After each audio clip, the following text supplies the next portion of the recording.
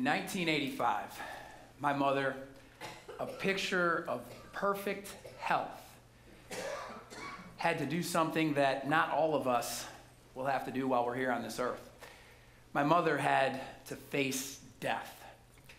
And she went from one day being a personal trainer who everyone looked at as this healthy, fit, nutritious woman, to being, just days later, a woman with disease, a kidneyless woman, a woman living on a machine not knowing if she would make it to the next year. And so there she was, facing death, square in the eyes. And as she did that, she began to consider what it would mean to not be able to raise her then 3-year-old son to become a man. What it would mean to not be able to fulfill all the relationships that were in her life. But lo and behold, a promissory note arrived on top of the hospital in a helicopter in the form of a kidney transplant. And in 1986, I had my mother back. But going through that, my mom began to write. And these are just a few of her journals. There's piles in my bookshelf at home here in Birmingham, over 1,000 miles away from where we grew up in New York. And these journals take the digestion of her experience and then the moments and years after it and gave me a formula that I'm going to share with you today that you can live out in your life, that can live on after you, as it has with my mother, living on through me to you. And so as she began living her life again, she was back with her clients like Mary, who said, Mary Ann was a ray of sunshine, who I don't know how I ever lived without, knowing her for decades, best friends, and of course a client. Her family members, her brother and sister, who she poured into. Me, who faced death in 1994 with severe brain trauma. My mom was by my side. I don't know what it would have been like to not have my mother with me throughout my life. And so as I look at the experiences of graduation and eventually getting married with my mom there with me, I think about what it was like for her in 1985 when she faced death. And I thought about it a lot when she did die in 2012, just less than 2 years ago. I didn't celebrate her death, but I was grateful for the next 27 years from 1985 that I had her, because I knew that I was a different man because I had her for those 27 years. And there's other people like Mary and her brother and her sister and her husband and my wife who all can testify that they're different people because of those 27 years that she was here on earth after that near-death experience. The irony is she died of cancer, not kidney disease, but we didn't complain. We look at the gravestone, 1,000 miles away where it resides in New York State, and I remind myself of the fact that my mother, she lived a life of intent. And that intent is why I'm standing before you. That intent is why I'm talking to you about the things she taught me so that you and I together can apply them to change the world. A cliche that we are going to demystify today and make quite real. We're going to leave here with a formula to change the way this world operates. So the first thing my mother taught me is that James, as she called me, not Jim, James, you're a part of a larger story. And this larger story, your story is just a speck in that larger story. That larger story is written by a master author. And your chapter is co-authored by you, with contributors like me, James, and like other people around you that have affected you. But you're co-authoring your chapter in the grand scheme of this larger story, this book of life. This book has stories, James, of past lives that have been lived, of present lives that we are living, and of future lives that will be lived by our kids and their kids and beyond. And if you can live with intent, your chapter can leave a legacy. Your chapter can leave an impact that lives on well after you're gone. And so as she began to teach me this and to talk to me about this, I began to reflect on how could I do something big? How could I change the world? And I went on a journey that I'm still on right now. But I began to understand the perspective that I want you to understand today. So the first thing that I want you to leave with is the fact that each person in this room has a chapter in this book. Every person who's ever lived on this earth has a chapter in this book. And yes, some chapters are only a few sentences or maybe even a paragraph. Of course, none of us think our chapter is only a paragraph, nor would we want it to be merely a paragraph. We want it to be pages and pages. We want it to leave a lasting impact. Martin Luther has a common bond with my mother. He faced death. He knew that if he wanted this book to be in my hands someday, he had to post the 95 Theses on the church door. He had to face potential death and persecution. But that was his purpose. And now I can hold it today. And many other people can hold it today. Ironically, 400 years later, a man named after Martin Luther faced death. He chose to face death. Luther and MLK didn't have to face death because of a disease. They chose to face death because they had intent of what they wanted their life to stand for. And so, blocks away from here, Martin Luther King, named after Martin Luther, went out and desegregated society. Started a movement that had a core here, but is still living on all over the world. Steve Jobs had his best stint at Apple when he faced death. When he had to think about, how can I create something or a series of things and products that can change the way people do things, can change the way people think. And so when he died, what did people do?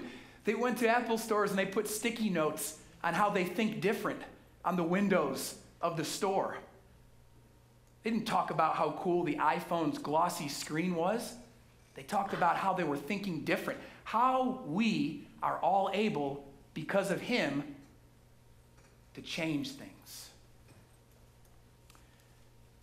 And one of my favorites, Jim Valvano, Jimmy V.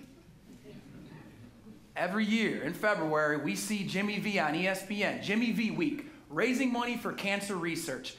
Jimmy V taught us to live with enthusiasm, to live with passion. He's the passionate son of Rocco Valvano, he always said.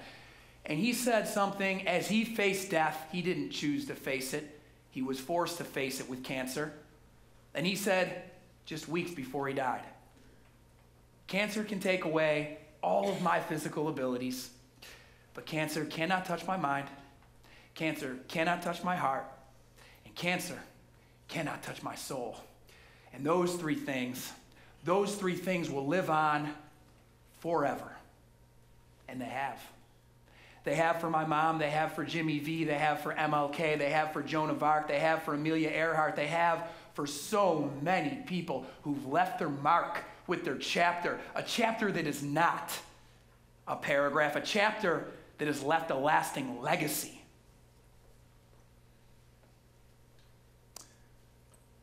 So what are our chapters going to be about?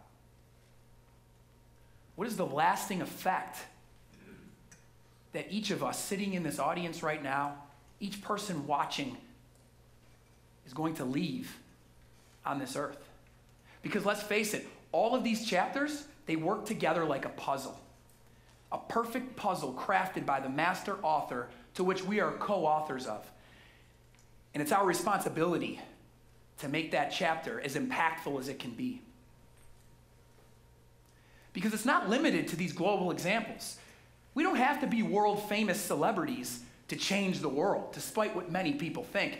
I always like to say, history books that our kids read is not what defines our success. Being in those history books for our kids to read about, that's not what defines our success.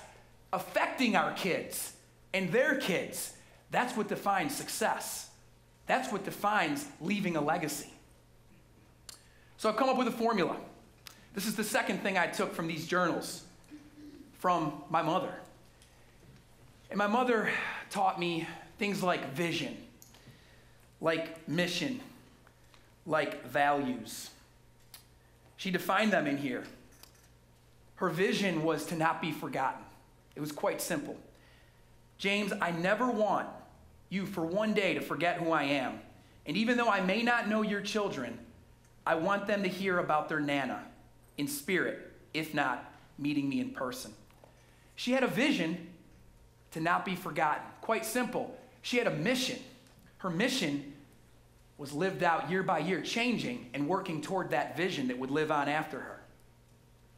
A mission of doing whatever she could to serve other people.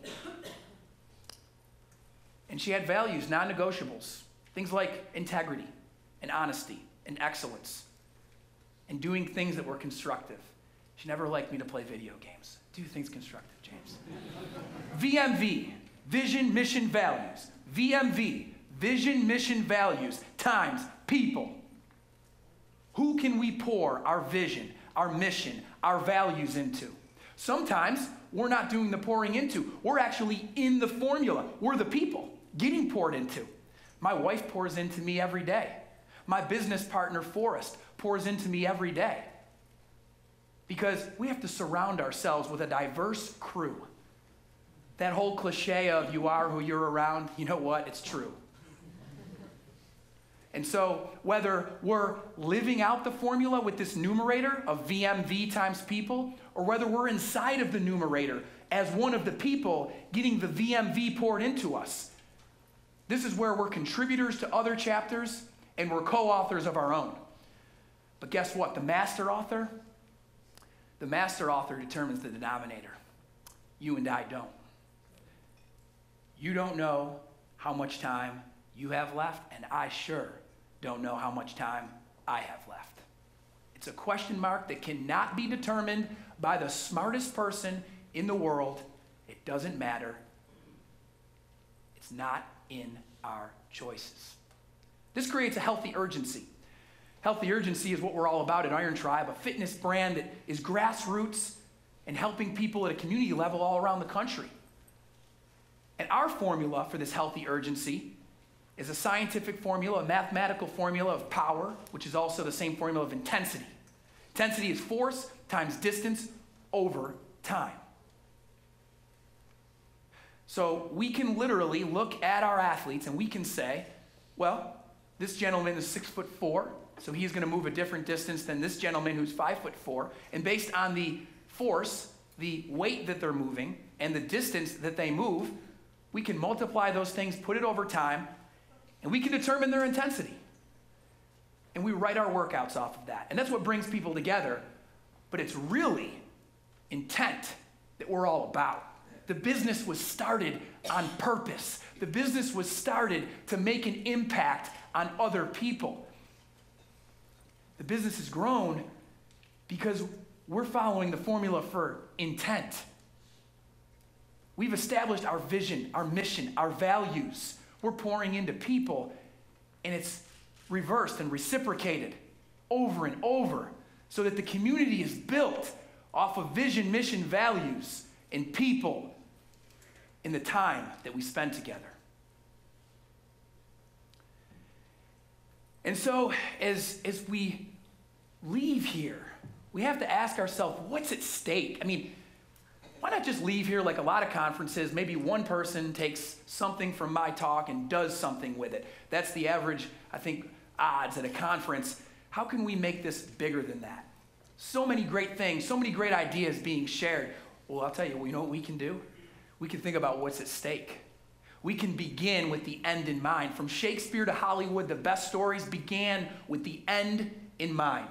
So, at the beginning, we have our life. In the middle, we have the clock, time. But in the end, we either have high intent, and that equals a legacy, or we have low intent. And that equals, my friends, what a very close mentor of mine calls the slow death. I have an elder right now who's facing death, and I'm watching it live. Regrets, wishes, hopes, dreams, the shoulda, woulda, coulda mentality. Don't let that be you. I hope that I will not let that be me. Let's follow the formula. We have legacy roles we can live this legacy out in, whether they're natural, we're parents, we're sons, we're daughters. Professional, we're teachers, we're coaches. Volitional, we can mentor others. We have roles inherent to us to live out this formula. Because you can't take it with you. Can you? Dr. David Platt, an author I follow, said, "There are no hearses carrying U-Hauls." And despite this picture that's trying to prove me wrong, there are none. All we have left to leave are journals, our relationships, our formulas for intent. Because we don't know the denominator, and we don't know how many years, months, days, hours, or minutes we have left. I was born in '82, and I don't know what those digits are going to say. But I'm not thinking about it. I'm living with a healthy urgency, and you don't know the digits above your head, whether you have 1, 2, 3 digits, 4 digits, 10 digits. I don't know what type of inventions are going to come out to keep us alive, but at the end of the day, what we have is our vision, our mission, our values, the people we're around, and the people pouring that into us, reciprocating it. And we have an allotted amount of time that we can live this out in this larger story. And we have to do it with enthusiasm, so I'm going to leave you with a quote from Ralph Waldo Emerson, who said, "Nothing great can be accomplished without enthusiasm." Thank you.